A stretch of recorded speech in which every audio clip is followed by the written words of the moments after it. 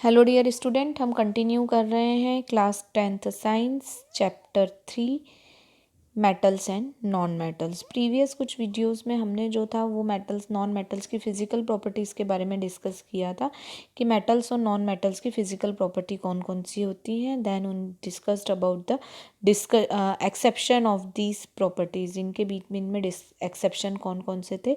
और last video में हमने जो था मेटल के केमिकल प्रॉपर्टी जो थी वो हमने स्टार्ट की थी और इसमें हमने जो था वो फर्स्ट था कि if metal react with the oxygen, यदि मेटल ऑक्सीजन के साथ रिएक्ट कर रहे हैं, और we see that if we burn the metal in air, यदि हम मेटल को एयर में बर्न कर रहे हैं। तो आपने अगर हमारे प्रीवियस वीडियोस नहीं देखे हैं तो आप हमारे चैनल ब्रजेश बागड़ी पे ये वीडियोस देख सकते हैं। आपको हमारे वीडियोस पसंद आ रहे हैं तो हमारे चैनल को लाइक, सब्सक्राइब एवं वीडियो को शेयर करें। साथ ही साथ बेल आइकॉन प्रेस करें ताकि आपको लेटेस्ट वीडियो की अपडेट मिलती रहे। हम डिस्कस कर रहे थे कि मेटल को जब हम ऑक्सीजन के साथ रिएक्शन करवाते हैं तो वो जो होती हैं वो मेटल के ऑक्साइड में बन जाता है। जैसे हमने सोडियम की रिएक्शन करवाई ऑक्सीजन के साथ, then it form the sodium oxide. और if we dissolve in the water, अगर हम उसको वाटर में डिज़ोल्व करते हैं तो वो जो है वो सॉल्यूशन बनता है। अब कुछ मेटल्स ऐसे होते हैं, हम ये जानते हैं कि मेटल के जो ऑक्साइड थे they are basic in nature, nature में बेसिक होते हैं। अब यदि मान लीजिए मेटल का ऑक्साइड वाटर में डिज़ोल्व हो जाता है, then it known as the alkali, है ना। तो ये जो है ये किसका फॉर्मेशन कर लेगा, एल्कली का फॉर्मेशन कर लेगा। तो alkali are basic in nature, but the difference between the alkali and the base, कि जितने भी एल्कली होते हैं वो नेचर में बेसिक होते हैं, बट ये ज़रूरी नहीं है कि जितने भी बेस होंगे वो अल्कली होंगे, मतलब वो सारे की सारे वाटर में डिज़ोल्व होंगे। ठीक है, जैसे सोडियम का जो होता है, सोडियम का ऑक्साइड वाटर में डिज़ोल्व होता है तो दे फॉर्म द अल्कली, है ना। तो ये जो था उसके बाद हम आगे देखते हैं। फिर उसके बाद एक्टिविटी 3.9 में हमने देखा कि जितनी भी मेटल्स थी सेम रेट में रिएक्शन नहीं कर रही थी। कुछ जो थी, जैसे मान लीजिए पोटेशियम है, सोडियम है, ये बहुत ही विग्रसली, मतलब बहुत ही तेज़ी से रिएक्शन कर रही थी, और इतनी तेज़ी से कि यदि हम इनको ओपन रखे हैं तो तुरंत ये रिएक्शन कर लेती थी। तो इसीलिए इनको क्या है, इस तरह से बचाने के लिए, एक्सीडेंटल बर्निंग से बचाने के लिए they are kept in a kerosene, kerosene में रखा जाता है, क्योंकि ये वाटर के साथ भी इतनी तेज़ी से रिएक्शन करती है और उसमें भी जो है वो फायर जनरेट हो जाता है।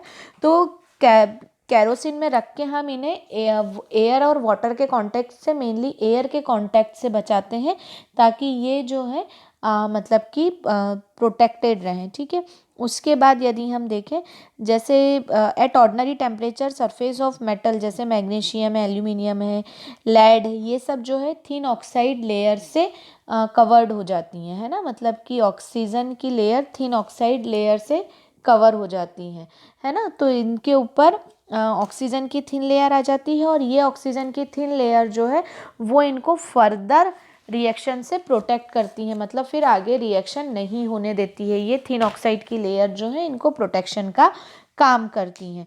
ठीक है, और ये जो है और ज़्यादा रिएक्शन नहीं कर पाती हैं। फिर उसके बाद यदि हम आयरन देखें तो आयरन हीटिंग पर बर्न नहीं होता है, बट आयरन फिलिंग जो होती हैं वो अगर हम उस पर बर्नर पे स्प्रिंकलर करें, बिखेर दें, तो वो बहुत ही तेज़ी से बर्न होती है। कॉपर बर्न नहीं होता है, बट द हॉट मेटल जो रहता है वो ब्लैक कलर से कवर्ड हो जाता है। कॉपर सेकेंड का फॉर्मेशन करता है which is black in a colour. Silver and gold जो है ऑक्सीजन के साथ हाई टेम्परेचर पे भी रिएक्शन नहीं करते हैं, मतलब सिल्वर और गोल्ड जो है वो किसी भी तरह से ऑक्सीजन के साथ रिएक्शन शो नहीं करते हैं। तो ये जो थी ये ऑक्सीजन के मतलब टूवर्ड्स द ऑक्सीजन रिएक्टिविटी थी, कि किस तरह से मेटल जो है रिएक्शन शो कर रहे हैं ऑक्सीजन के साथ। अब हम देखें, एक प्रोसेस है एनोडाइजिंग। देखिए एनोडाइजिंग क्या होता है, जो एल्यूमिनियम रहता है उसके ऊपर ऑक्साइड की एक्सपोज्ड की जाती है, और उसके ऊपर थिक लेयर जो है वो फॉर्म की जाती है, ताकि जो एल्यूमिनियम है वो फर्दर रिएक्शन ना कर सके। और ये जो प्रोसेस कहलाती है ये एनोडाइजिंग कहलाती है, और इसके थ्रू क्या होती है, पॉलिशिंग हो जाती है, चमक आ जाती है ना, अट्रैक्टिव फिनिशिंग रहती है, और मेटल जो है वो आगे रिएक्शन भी नहीं करती है। तो ये जो प्रोसेस है ये एनोडाइजिंग जो है वो कहलाती है। फिर हम आ रहे हैं 3.9 में। आपने देखा कि जो सोडियम है वो मोस्ट रिएक्टिव थी सैंपल में, ठीक है। उसके बाद मैग्नीशियम उससे कम थी, ठीक। उसके बाद यदि हम देखें तो फिर जिंक, आयरन, कॉपर और लेड में हम डिसाइड नहीं कर पा रहे हैं कि कौन ज़्यादा रिएक्टिव है, कौन लेस रिएक्टिव है। तो उनकी रिएक्टिविटी को शो करने के लिए और एक और एक्टिविटी बताई गई है, ताकि हम और अच्छे से डिसाइड कर पाएँ कि इनमें से कौन ज़्यादा रिएक्टिव है, कौन लेस रिएक्टिव है। अब आपको क्या करना है, इसके लिए सैंपल कलेक्ट करने हैं और इनको अलग अलग हाफ फिल्ड बीकर में कोल्ड वाटर लेना है, ठीक है ना। अब इसमें जो है which metal reacted with cold water, फिर उसके बाद जो है फिर करते जाना है। कुछ जो है नहीं करेंगी, है ना, कुछ देर बाद रिएक्शन करेंगी, ठीक है। अब आप ये जो मेटल कोल्ड वाटर से रिएक्शन नहीं कर रही हैं उनको हॉट वाटर से रिएक्शन करवाना है, ठीक है। फिर जो मेटल हॉट वाटर से भी नहीं कर रही हैं उनको स्टीम से रिएक्शन करवाना है, और देखना है कि कौन सी मेटल स्टीम से भी रिएक्शन नहीं करती हैं, तो हम ज़्यादा अच्छे से अरेंज कर पाएंगे। देखिए अब ये मेटल की स्टीम के साथ रिएक्शन बताई गई है, हाइड्रोजन गैस का फॉर्मेशन है ना। ये ग्लास वूल यहाँ पर मेटल सैंपल रखा गया है, और ये जो है glass wool soaked in water था इसके अंदर, और जब हम इसे हीट कर रहे थे, है ना, तो ये जो है इसमें से स्टीम प्रोड्यूस होने लगी, है ना। हमने जब इसे हीट किया तो इसमें से स्टीम प्रोड्यूस होने लगी, और इस स्टीम ने इस मेटल के साथ रिएक्शन करी, और इसमें जो गैस प्रोड्यूस हुई after the reaction of metal उसको हमने इसमें कलेक्ट कर लिया है, ठीक है।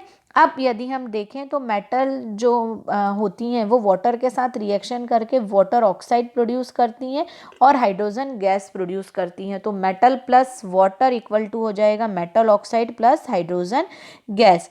अब यहाँ पे यदि हम देखें तो मेटल जो सोडियम एंड पोटेशियम तरीके की है ये कोल्ड वाटर में भी विग्रसली रिएक्ट करती हैं, और जो हाइड्रोजन गैस है वो इतना ज़्यादा मतलब एक्सोथर्मिक रिएक्शन होती है कि हाइड्रोजन गैस में तुरंत ही इमीडिएटली फायर हो जाता है, मतलब कि तुरंत ही आग पकड़ लेता है और वो जलने लगता है। क्यों? क्योंकि हाईली एक्सोथर्मिक रिएक्शन हो जाती है, वो हीट बहुत ज़्यादा जनरेट हो जाती है और इस कारण से जो हाइड्रोजन है उसमें आग लग जाती है, ठीक है। अब यदि हम कैल्शियम की बात करें तो कैल्शियम भी हीट तो इवॉल्व करती है, but as compare to sodium and potassium जो हीट की क्वांटिटी होती है वो कम होती है, और उस कंडीशन में इसमें आग नहीं लगती है। सॉल्यूशन जरूर गर्म हो जाता है हीट हो जाने के कारण, एक्सोथर्मिक रिएक्शन है ये भी, बट यहाँ पर आग नहीं लगती है। तो मतलब कैल्शियम में ये डिफरेंस है। उसके बाद कैल्शियम जो है वो फ्लोट होने लगता है ना, बबल्स, क्योंकि जो हाइड्रोजन गैस निकलती है वो उससे स्टिक हो जाती है, ठीक है, कैल्शियम से स्टिक होने लगती है, और हमको इसलिए कैल्शियम जो है वो फ्लोट होने दिखने लगता है। इसी तरह मैग्नीशियम जो है वो कोल्ड वाटर से रिएक्ट नहीं करता है, ये किसके साथ रिएक्ट करेगा, हॉट वाटर के साथ, और ये मैग्नीशियम हाइड्रोक्साइड और हाइड्रोजन का फॉर्मेशन करता है, और ये भी फ्लोट होने लगता है due to sticking of hydrogen gas. ये क्वेश्चन आते हैं दोनों से रिलेटेड कि वाई कैल्शियम और magnesium start floating when they react with the water से रिएक्शन करने के बाद ये फ्लोट क्यों करने लगते हैं। तो इस तरह के जो क्वेश्चन है वो एग्जाम में पूछे जाते हैं, ठीक है। इसके बाद यदि हम देखें तो एल्यूमिनियम, आयरन एंड जिंक जो है वो ना ही कोल्ड वाटर से रिएक्ट करते हैं ना ही हॉट वाटर से, बट ये स्टीम के साथ रिएक्शन करते हैं, है ना। अब ये जो है ना कोल्ड वाटर से करेंगे ना हॉट वाटर से, ये स्टीम के साथ रिएक्शन करते हैं। और जो लेड, कॉपर, सिल्वर, गोल्ड है ये ना ही कोल्ड वाटर से, ना ही हॉट वाटर से, और ना ही स्टीम से, ये किसी भी तरह से कोई भी रिएक्टिविटी शो नहीं करता है। तो these are all about the reaction with water and oxygen. इसमें यदि कोई भी डाउट, कोई भी प्रॉब्लम है तो आप मुझसे कांटेक्ट कर सकते हैं, मैसेज करके, कमेंट करके पूछ सकते हैं। एक बार बुक ज़रूर रीड करिएगा। Keep study, keep watching. Thank you so much.